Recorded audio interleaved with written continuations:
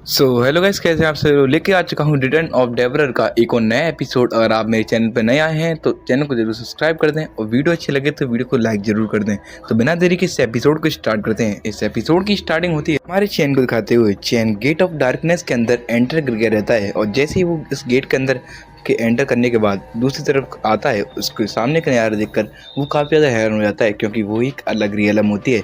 उसके सामने काफ़ी सारे स्टार चमक रहे होते हैं और इसके चारों तरफ स्टार के गिरे हुए वेस्ट होते हैं और उस जगह का नाम होता है फैलन स्टार वेस्ट। चैन उस रियलम के अंदर एंटर करते हुए आगे बढ़ता है और जैसे ही आगे बढ़ा रहता है, अचानक से उसकी बॉडी के ऊपर प्रेशर का जो इंक्रीजमेंट होता है वो बढ़ जाता है। उस जगह ग्रेविटी जो होती है वो यहाँ पर 90% से इंक्रीज हो जाती है और इस ग्रेविटी को संभाल नहीं पाता है हमारा चैन, और चैन सीधा ही अपने हाथों से अपने आप को यहाँ पर गिरने से रोकता है। वो बिल्कुल अपने घुटनों पे आगे रहता है। वो कहता है इस जगह की ग्रेविटी काफ़ी ज़्यादा इंक्रीज हो गई है और मैं यहाँ पर अपने आप की बॉडी को मूव नहीं करवा पा रहा हूँ। मुझे लगता है मुझे अपनी क्लास को यहाँ पर स्विच करना पड़ेगा।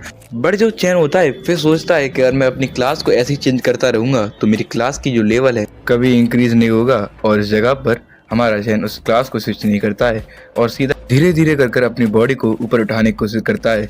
सोच रहा रहता है कि यहाँ पर जैसे ही वो इस गेट के अंदर एंटर किया है, उसका जो पीछे वाला गेट था वो यहाँ पर डिसअपीयर हो गया है। इसका मतलब जब तक मैं इस फ्लोर के बॉस को नहीं हरा देता हूँ तब तक दूसरा गेट अपीयर नहीं होगा। और इस जगह पर मैं काफ़ी मुश्किल से खड़ा हो पा रहा हूँ और मैं इस जगह पर बस अपनी 30% पावर यूज़ कर सकता हूँ। अगर मुझे यहाँ पर किसी बीच से लड़ना पड़ेगा तो मुझे अपनी क्लास को जल्दी से स्विच करना पड़ेगा। और जैसे ही वो ये बातें सोच रहा होता है, हमें उसके पीछे एक यहाँ पर बीच का पैर दिखाया जाता है और वो धीरे धीरे कर सीधा ही हमारे चैन के पास आ रहा होता है। चैन अभी भी यहाँ पर जो अपनी स्ट्रेटजी है उसको बनाने में लगा होता है। वो कहते हैं यहाँ पर मॉन्स्टर से फाइट करेगा और फिर हमें उस बीच की तरफ दिखाया जाता है जिसका नाम होता है फैंटम लायन, और वो एक स्टार वॉरियर बीस्ट होता है और उसका रैंक होता है बी। और जैसे ही हमारा चैन उसकी तरफ देखता है वो समझ जाता है ये उससे काफ़ी ज़्यादा हायर लेवल का है। चैन जल्दी से अपनी क्लास स्विचिंग को एक्टिवेट करता है और उसकी क्लास यहाँ पर स्विच हो जाती है और वो दिखाया जाता है उसके हाथ में एक लाइटिंग स्फीयर को।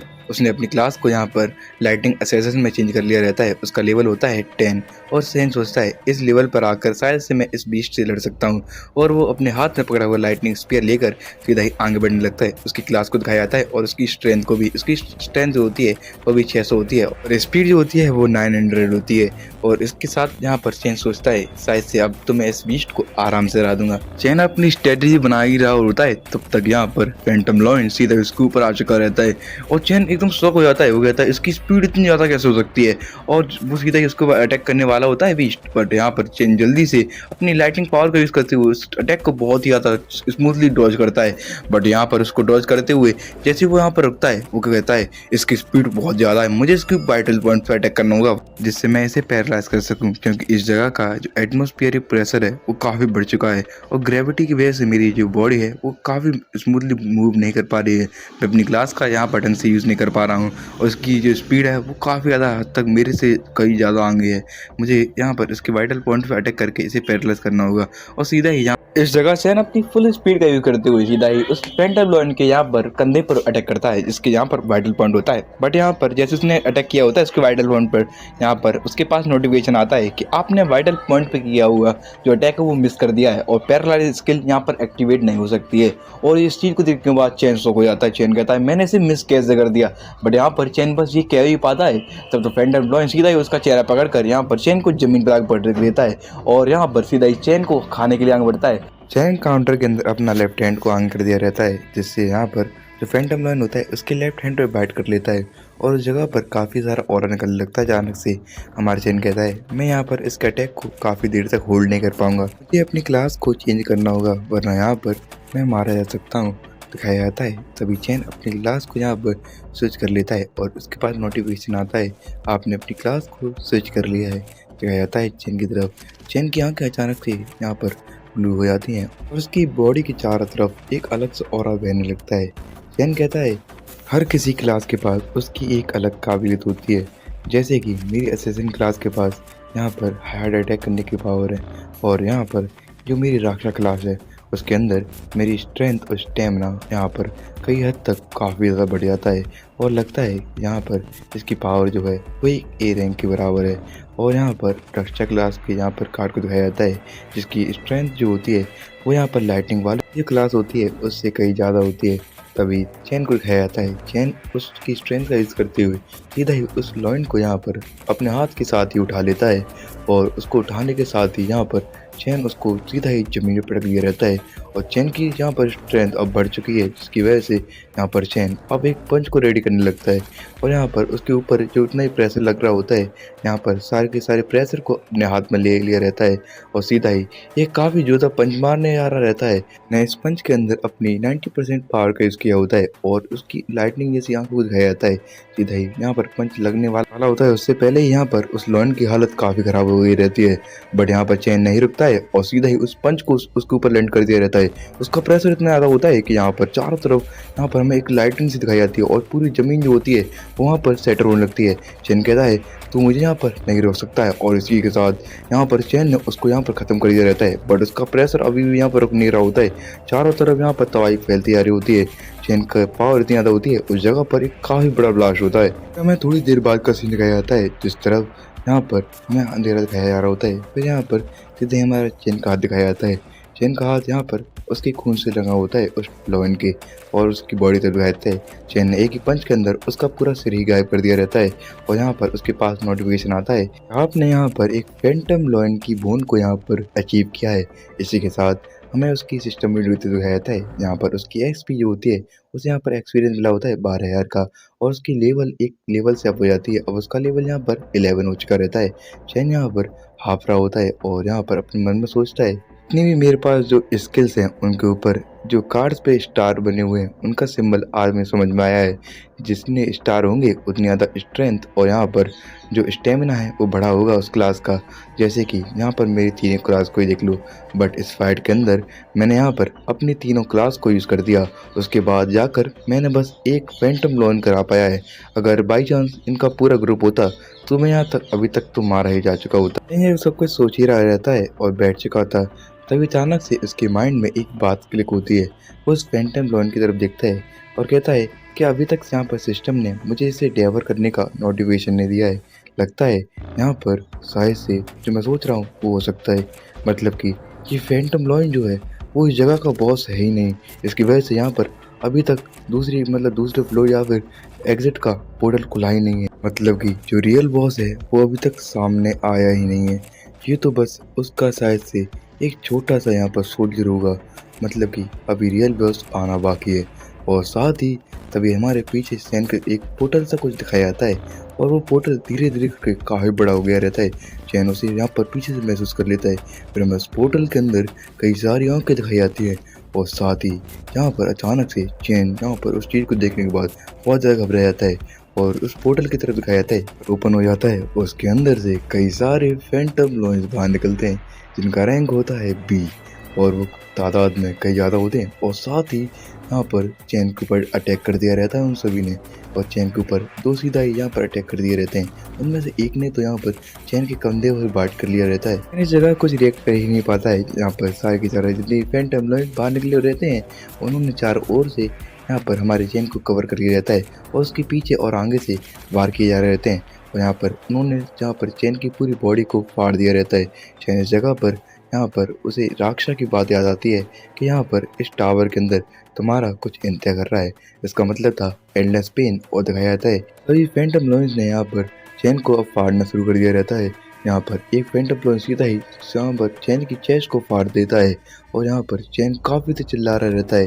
चैन कहता है ये पेन और जो एक जो लॉयन होता है वो सीधा ही चैन के फेस के ऊपर आ गया रहता है। चैन को ख़त्म करने के लिए उसके ऊपर अटैक करता है। चैन यहाँ पर काफ़ी घबरा के रहता है। चैन कहता है अब तो मैं मर गया और यहाँ पर तभी अचानक से वो अपने रियल वर्ल्ड के अंदर जागता है। वो यहाँ पर काफ़ी तेज हाँफने लगता है और चारों ओर देखता है। यहाँ पर अभी भी उसे कुछ समझ आ नहीं रहा होता है। वो अपनी चेस्ट के ऊपर हाथ रखता है। पूरी बॉडी अभी सही सलामत होती है। मतलब कि यहाँ पर चैन अभी मरा नहीं है। चैन कहता है अब मुझे पता चला कि राक्षा ने मुझे यहाँ पर क्यों कहा था उस गेट के अंदर तुम्हारा कोई इंतजार कर रहा है। वो था एंडलेस पेन। इसका मतलब स्ट्रॉन्गर बनने के लिए कोई शॉर्टकट नहीं है। बट राक्षा ने आखिरी में कहा था कि आखिर में तुम यहाँ पर सब कुछ डिवर कर लोगे। मुझे यहाँ पर अब उस टावर के अंदर जाने से पहले अपने आप को दोबारा से यहाँ पर ट्रेन करना होगा। इसी के साथ यहाँ पर हमें एक नोटिफिकेशन का कहता है आपकी नेशनल अवेकना यूनिवर्सिटी है उसके यहाँ पर जो ग्रेजुएशन कॉम्बैट टेस्ट हैं वो अब स्टार्ट होने वाले हैं। और फिर हमें ग्रैंड ऑडिटोरियम का सीन दिखाया जाता है, जिसके अंदर सारे स्टूडेंट बैठे होते हैं। के साथ हमें यहाँ पर उस जगह पर वो डायरेक्टर दिखाया जाता है, जो कि होता है गोंगटियांग का अंकल, और उसके बगल में बैठा होता है वही पागल सा साइंटिस्ट। सारे बच्चे आपस में बात कर रहे होते हैं। एक लड़का दूसरे लड़के से कहता है, क्या तुम्हें पता है इस बार की जो यहाँ पर ग्रेजुएशन कॉम्बैट असेसमेंट टेस्ट है उसके अंदर गिल्ड्स के हायर अप्स आने वाले हैं और वो इस मैचेस को यहाँ पर लाइव देखेंगे। दूसरा लड़का कहता है, ये यहाँ पर कुछ बड़ा चेंज नहीं है, बट चेंज तो हुआ है यहाँ पर इस बार के रूल्स के अंदर। पिछले साल यहाँ पर कोई भी मिनिमम रिक्वायरमेंट नहीं थी रैंक को लेकर और यहाँ पर टीम को लेकर, बट इस बार यहाँ पर टीम का साइज 5 कर दिया गया है और उसके साथ यहाँ पर हर एक बंदे के पास यहाँ पर ई रैंक की हाई टियर की अवेकनिंग होनी चाहिए। उसके बाद ही वो यहाँ पर इस कॉम्बैट असेसमेंट के अंदर यहाँ पर हिस्सा ले सकता है। चैन सभी लोगों की ओर देख रहा रहता है। चैन कहता है, यहाँ पर कुछ तो अलग लग रहा है। तभी हमें डायरेक्टर की तरफ दिखाया जाता है, जो कि यहाँ पर अपने कप को अंदर रख देते हैं और कहते हैं, मैंने यहाँ पर पिछली बार की रैंक असेसमेंट टेस्ट था उसकी यहाँ पर जितनी भी रैंक्स हैं उनको एक पोर्टल के अंदर चढ़ा दिया है और उन सभी पोर्टल्स को तुम्हारी रिस्ट वॉच के ऊपर भेज दिया गया है।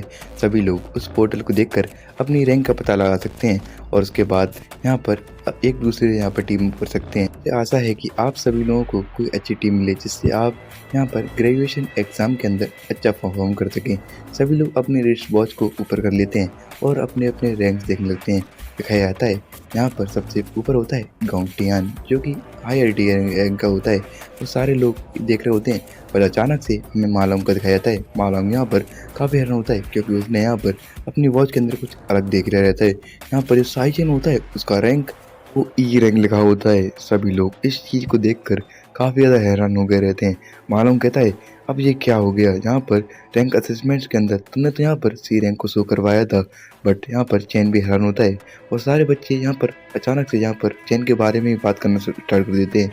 कहते हैं, यहाँ पर साई चैन ने तो एग्ज़ाम के अंदर यहाँ पर सी रैंक को शो करवाया था, रिजल्ट के अंदर ऐसा कुछ नहीं लिखा है। सभी दो बंदे आपस में बात करते हुए कहते हैं कि मुझे लगा ही था यहाँ पर जो डीमन हार्ट है वो ख़राब हो गया रहेगा, बट अगर यहाँ पर साई चैन सी रैंक का होता तो मैं ज़रूर उसकी टीम में जाता, क्योंकि गोंगटियान तो हमें अपनी टीम में तो लेगा ही नहीं। मुझे यहाँ पर चांस था कि मैं यहाँ पर इस लड़के की टीम ज्वाइन करूँ, बट अभी यहाँ पर एक लो ई रैंक का है, ये यहाँ पर किसी टीम को ही नहीं बना पाएगा और यहाँ पर इस जैसे वेस्ट को अपनी टीम में लेगा कौन। यहाँ पर सभी लोग अब चैन का मजाक उड़ाने लगते। इस जगह चैन अभी बिल्कुल शांत बैठा होता है और अपने रैंक को देख रहा रहता है। तभी एक लड़की कहती है, यहाँ पर इसने गोंगटियान से यहाँ पर पंगा लिया था, ये होना ही था, अब यहाँ पर इसके बुरे दिन आ चुके हैं। दूसरी तरफ गोंगटियान यहाँ पर बिल्कुल भी खुश नहीं होता है और वो अपने अंकल की तरफ देख रहा रहता है और उसके अंकल अपने मन में कहते हैं, लगता है मेरा नेफ्यू मुझसे काफ़ी तक गुस्सा हो गया है, बट अभी यहाँ पर ये अभी तक बच्चा ही है, इसे यहाँ पर पावर को यूज़ करना आता ही नहीं है। अगर इसका जो अपोनेंट है वो यहाँ पर कंपटीशन के लिए क्वालिफाई नहीं होगा तो वो इस कंपटीशन के अंदर एंटर ही नहीं कर पाएगा और इसके फादर यहाँ पर मुझसे यहाँ पर बिल्कुल भी नाराज़ नहीं होंगे, क्योंकि इस बार के ग्रेजुएशन कॉम्बैट टेस्ट के अंदर जो गोंगटियान है वो अब फर्स्ट प्लेस को हासिल करेगा और वो खुश होकर मुझे यहाँ पर डायरेक्टरी पोजीशन से यहाँ पर कुछ हायर पोजीशन भी दे सकते हैं।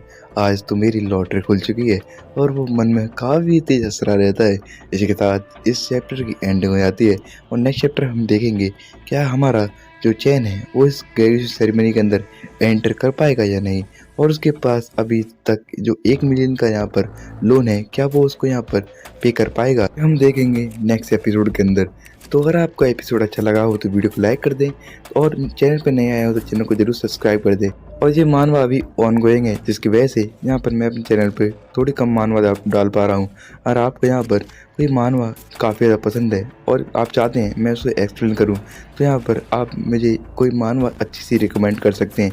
प्लीज़ कमेंट के अंदर उस मानवा का ज़रूर नाम लिख दें। अगर मैं उस मानवा को पढ़ने के बाद वो मानवा मुझे पसंद आती है तो मैं उसे एक्सप्लेन करने की ज़रूर कोशिश करूँगा। प्लीज़ यहाँ पर कमेंट के अंदर अपनी मानवा का नाम ज़रूर लिखें।